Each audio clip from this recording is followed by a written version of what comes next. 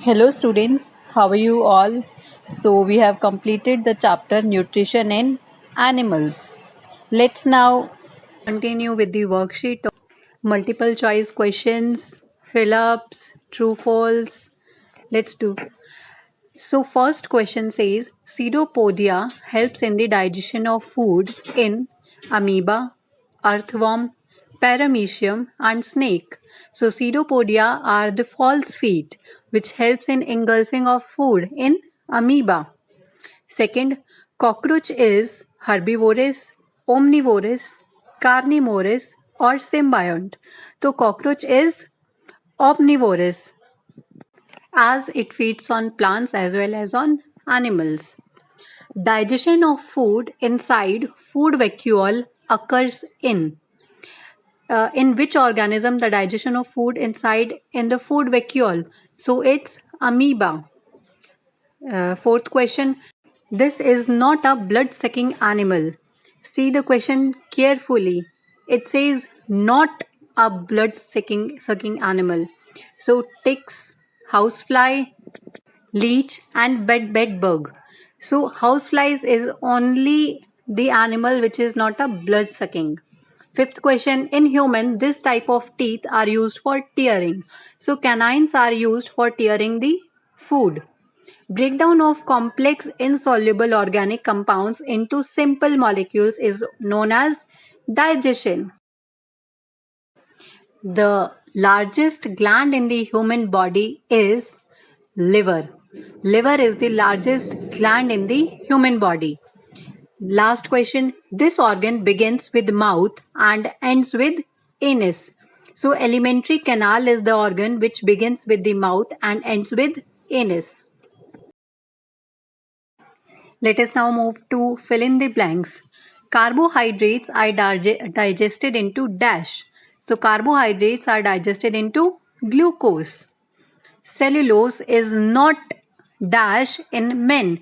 So cellulose is not digested in man as it is non-functional and small in size in men. Third, digestion of fats produces dash and dash. So fats are broken down into fatty acids and glycerol. Fourth, liver secretes dash juice which is dash in nature. So liver secretes bile juice which is alkaline in nature. Alkaline is not acidic nor basic. Fifth, grass eating animals like cows and buffaloes are called ruminants.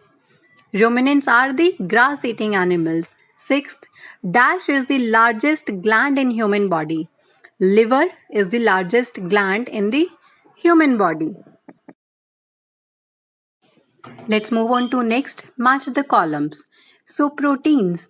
Proteins are broken down into amino acids. Option C.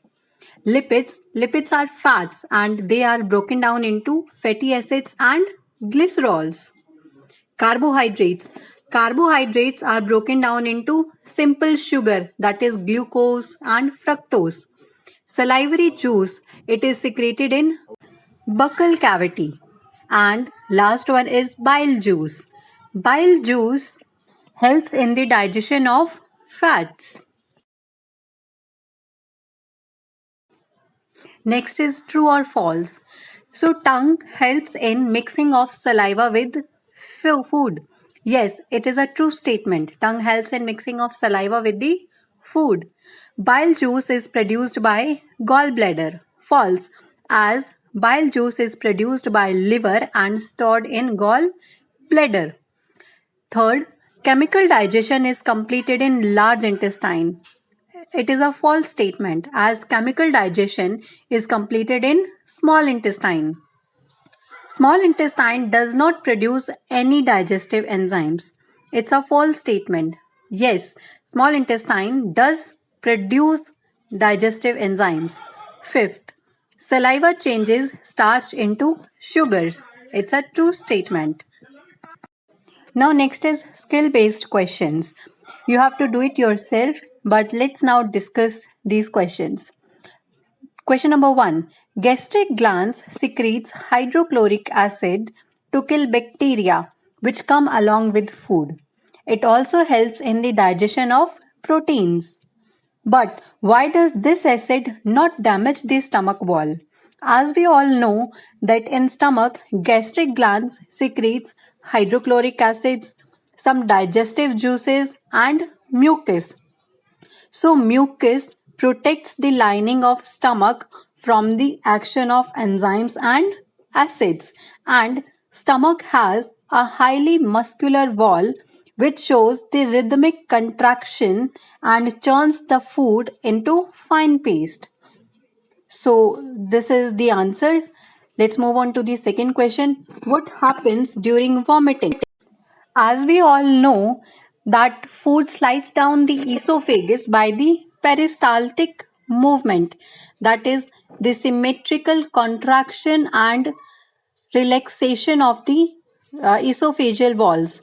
But when the direction of these peristaltic movements is reversed by some factors, food instead of moving downward is pushed upward leading to vomiting.